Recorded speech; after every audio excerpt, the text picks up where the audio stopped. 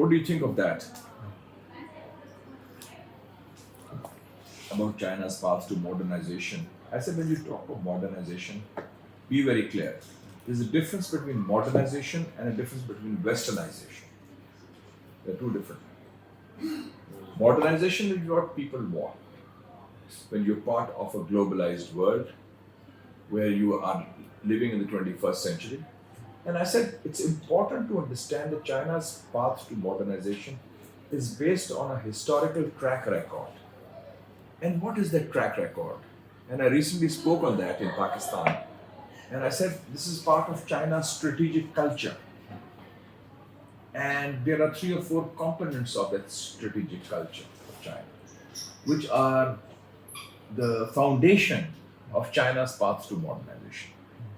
Number one, the Silk Road. Because the Silk Road is about connectivity. It is the first instance of globalization in human history. 2000 years ago, globalization started from China, from Xi'an, from the Silk Road. Connectivity through commerce and a culture also.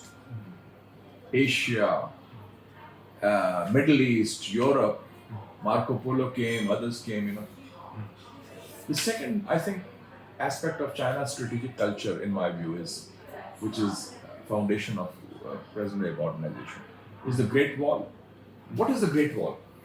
Defensive, protective, defending from outside. So China has no aggressive designs. China has not achieved this modernization or risen peacefully. It has not conquered any country, not invaded any country, not occupied any country, not colonized any country. So it is the only instance of human history a country has risen through peaceful means to become a global power. And the third aspect of China's strategic culture, in my view, is the Long March. What is the Long March? Patience, persistence, perseverance, never give up. It was huge. 1 year, 100,000 people, 80,000 people died in the Long March. But ultimately, the Communist Party of China achieved success.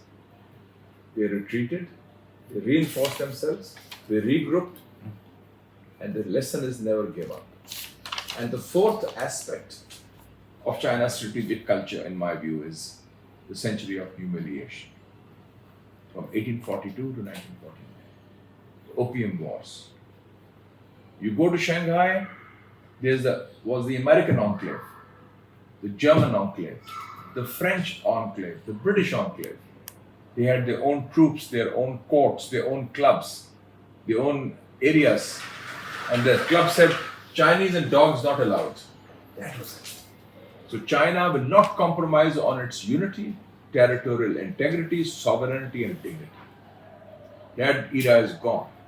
So Chinese modernization is based on principles of peaceful coexistence, which Premier Zhou Enlai and others decided in Bandung in 1955. It is based on a path for building a better future for China, based on ingredients of Chinese history, Chinese culture,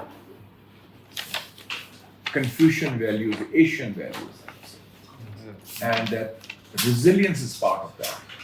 That they overcome a crisis, they bounce back.